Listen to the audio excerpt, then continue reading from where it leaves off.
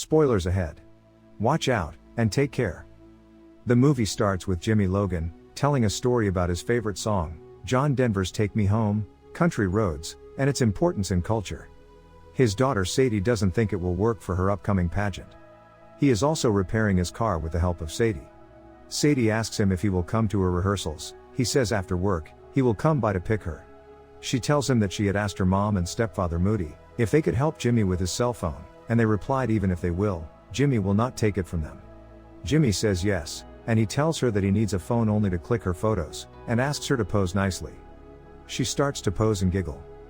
Jimmy goes through his shift in the tunnels, beneath the motor speedway, only to return from work for his boss. California Cal tells him directly that he has been laid off. He asks for the reason for his sudden layoff. Cal tells him that someone in HR has seen him limping after parking his truck. Jimmy argues that it doesn't affect his work. Cal affirms he knows that, but as he hasn't disclosed this fact at the time of hiring, boss says the company might be answerable to some problem in future. Therefore, he got to go. To make things worse, Jimmy goes to his sister Melly parlor, where he tells her that he has to go to Sadie's beauty pageant rehearsals.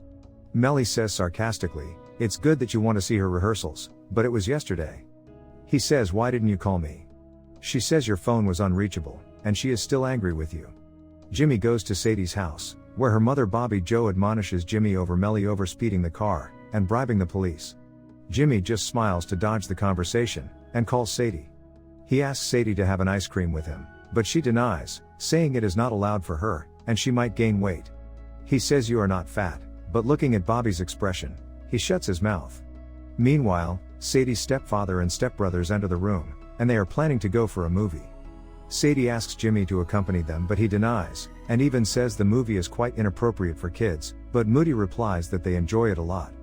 Before leaving, Bobby Jo tells Jimmy that she and Moody are planning to move to Lynchburg, as Moody plans to open up a new dealership there. Jimmy says she can't do that. He will drag her to court. She says he could come by to meet his daughter in Lynchburg every week. He says no, and leaves for his car. She screams from behind, how he is going to arrange the money for a lawyer. Jimmy goes to the Duct Tape Grill and Bar, where his brother, Clyde, works as a bartender. Clyde, a war veteran who lost part of his arm in a tour in Iraq, believes the Logan family is cursed. A NASCAR team owner, Max Chilblain, enters the bar with two friends, and makes fun of Clyde's disability. He jokes that if you put the Logan boys together, you get a whole person. He asks Clyde to make a drink for him. Clyde makes the drink. He asks him to make the drink again so that he could film it, and his followers will make Clyde famous. Jimmy can't stand someone making fun of his brother, and starts beating him, but as Max is with some boys, they grab Jimmy, and start hitting him. Clyde grabs a bottle from the bar, and heads outside to set Max's car on fire. Max and his friends run outside to see the car burning, and Max asks his boys to film the burning car as evidence, but as they start to film the scene, Jimmy comes by, grabs their phones, and throws them into the fire, then turns to Clyde and says cauliflower. The next day, Clyde wakes up with Jimmy making breakfast for him. He doubts, and says that the last time you had said cauliflower to me, I was in jail for 6 months. Jimmy says you had committed a crime, you were only supposed to keep an eye. Clyde says, being your younger brother, I was your responsibility, and now I've left my crime world behind. Since you have made the perfect bread and breakfast, as I like, I am with you. Jimmy smiles, and tells Clyde his plan to rob the speedway, by exploiting his knowledge of the underground pneumatic tube system, used to move the speedway's vast amount of money. For the robbery, breaking the locker is needed, and the only name that comes in Clyde and Jimmy's mind is of an incarcerated safecracker, Joe Bang, who is in jail right now. First he denies to be in their plan, as he already has enough money to start his life after finishing the term in jail. But Clyde and Jimmy tell him that his money was stolen by Mishti, his brother's wife. No money is left for him. He again reminds them that he is in jail right now, how could he break the locker? But Jimmy and Clyde assure him to not worry about that. On Joe's suggestion and demand, Clyde and Jimmy go to his dim-witted brothers, Sam and Fish. They both are playing bizarre games in a fair. Jimmy becomes suspicious regarding taking them in plan, and asks Clyde to tell them only what is necessary to tell.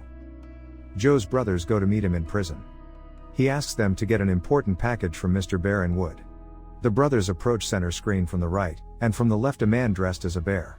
They meet in the middle, where the bear hands over the package. Before they all turn, he disappears from the screen. Clyde gets himself intentionally sent to prison, by crashing into a shop, for 90 days. Millie also becomes part of their plan. The plan is to break Joe and Clyde out of prison for the robbery, and return them to prison later in the day. Jimmy takes Sadie for the tanning process, and gets her ready for her next Rihanna's performance. He takes her to Millie Parlor, where Millie asks Sadie if she is excited and she affirms. Jimmy waits outside the parlor when his old schoolmate Sylvia catches up with him. She is a health worker working in a mobile clinic, and tells him to get a free tetanus shot. He doesn't recall her at first, but when she tells him about Bobby Joe, he recalls her by asking if they have kissed in school. She drives away, saying no one has ever been this meaningless to her. Later, Millie asks Jimmy about a backup plan, and he tells her to do as told, and other things he will manage. And she agrees. Joe recruits an inmate to orchestrate a riot on the day of the robbery as a distraction. With the help of a woman working in the vault, Melly, Sam and Fish infest the Speedway's tube system with painted cockroaches, to determine which tubes go to the vault. Jimmy bumps into Cal, who wants to make sure there are no hard feelings. Cal also mentions that they finished construction ahead of schedule, meaning the heist must get moved up a week, during a big race on Memorial Day weekend. On the day of the robbery, the inmate recruited by Joe starts a fight, which results in a riot that hides Joe's and Clyde's escape. They crawl out through the vents, and are met by Melly in a Ford Shelby GT 350, which they borrowed from Moody, who picks them up and takes them to the Speedway.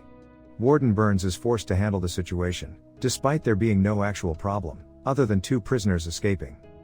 At the Speedway, Sam and Fish blow up a generator to disable the credit card machines, forcing vendors to accept cash only.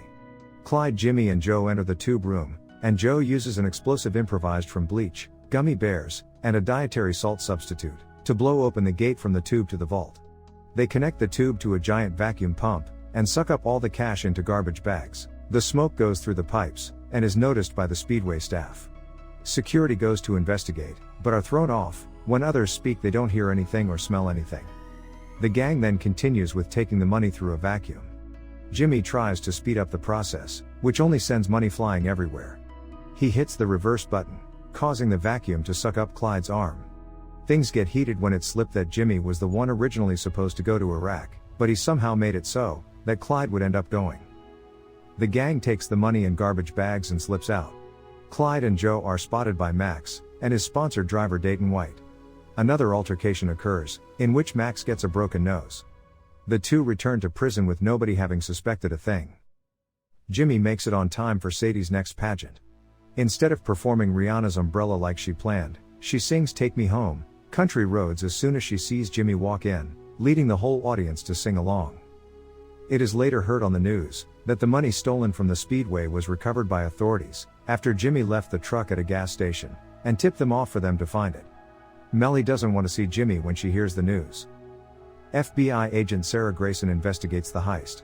She suspects Jimmy, Clyde and Joe, but she has no evidence.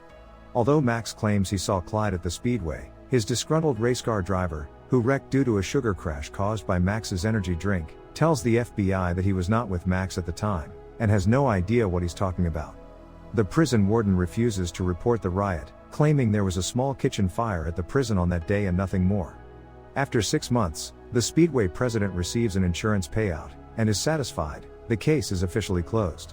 When Joe returns home after being released from prison, he finds a garbage bag full of money buried in his yard. Sylvia receives an anonymous donation for her clinic, the inmate who started the riot receives an envelope stuffed with cash, and the unwitting vault employee receives a cake box full of cash. Jimmy, with Clyde and Melly's help, filled another set of trash bags with cash during the heist, and hid them at the dump to retrieve later. This explains everything happening. Jimmy determined the coast was clear once his phone service was cut off. He figured the phone company wouldn't cut his service, so long as the FBI wanted to tap his line. Jimmy and Clyde then went to retrieve the money. A while later, Jimmy goes to the bar with his new girlfriend, Sylvia. He tells Clyde, who now has a new prosthetic arm, that he split up the money for the gang, as well as for the authorities to find, to throw them off their trail. Clyde then serves Grayson, who is continuing her investigation undercover. The rest of the gang drink among each other. We see Clyde's old arm clutching a beer bottle, and Jimmy now works at a Lowe's store, near his daughter and ex-wife's home in Lynchburg, Virginia. The end. Thank you for watching. Subscribe if you'd like to see more videos like this. Turn on the notifications, and leave a like to help the channel out.